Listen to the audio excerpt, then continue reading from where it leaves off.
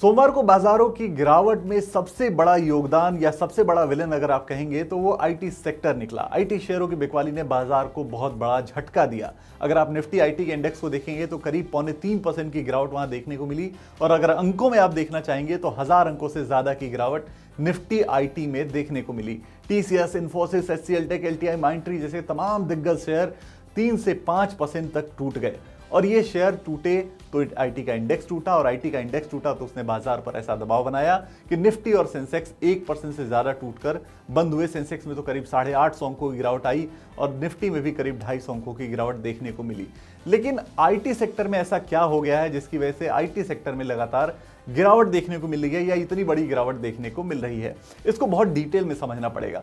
सबसे पहली चीज ये समझिए कि आईटी अगर गिर रहा है तो उसका जो कॉज है, उसकी जो वजह है वो है अमेरिका।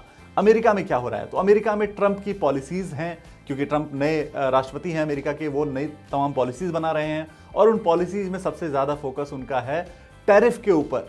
अब अगर टैरिफ लगते हैं, ट्रंप चूंकि अमेरिका कई सारी चीजें इंपोर्ट करता है, अगर टैरिफ लगाता है अमेरिका उसके ऊपर तो यानी प्रोडक्ट्स महंगे होंगे, वहां महंगाई बढ़ेगी। इसलिए जो इकोनॉमिस्ट हैं वो ये कह रहे हैं कि ट्रंप की पॉलिसी जो है वो इन्फ्लेशनरी हैं, यानी उससे महंगाई के बढ़ने का अनुमान है। अब अगर अमेरिका में महंगाई बढ़ती है तो क्या होगा?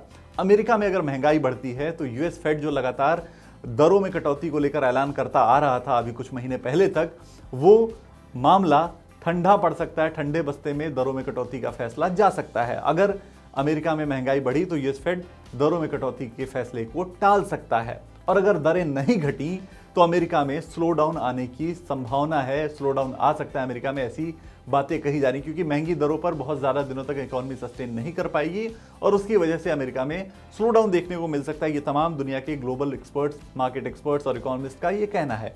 और अगर अमेरिका में स्लो डाउन आया तो सबसे ज्यादा इंपैक्ट होगा आईटी कंपनियों को, इंडियन आईटी कंपनियों को, और ये आईटी कंपनियों के लिए काफी नेगेटिव होगा, क्योंकि अमेरिका से उनकी आय का एक बहुत बड़ा हिस्सा आता है। उनके कई सारे वर्कफोर्स के जो टीमें होती हैं वो अमेरिका में ही सेटल होती हैं और वो अमेरिका के कई सारे क्लाइंट्स को डील कर रही होती हैं। तो ये एक पूरा साइकिल है जिससे आपको ये समझ में आया होगा कि आईटी सेक्टर में इतनी बड़ी गिरावट देखने को क्यों मिल रही है और ट्रंप की पॉलिसीज का आईटी सेक्टर पर क्या इंपैक्ट पड़ रहा है। इसके अलावा भी आईटी सेक्टर में कुछ सारी चीजें हैं जो आईटी सेक्टर के लिए नेगेटिव हो रही हैं, जिसमें सबसे पहला एआई है। हर तरफ एआई की बात चल रही है। अगर आप देखेंगे तो कई कंपनियां ये ऐलान भी कर रही हैं कि अब वो इतने सारे जॉब्स को कट कर देंगी। एक पर्टिकुलर आंकड़ा वो बता रहे हैं, जैसे डीबीएस की तरफ से भी एक आंकड़ा आया कि वो 4000 जॉब्स को कट करेंगे एआई की वजह से।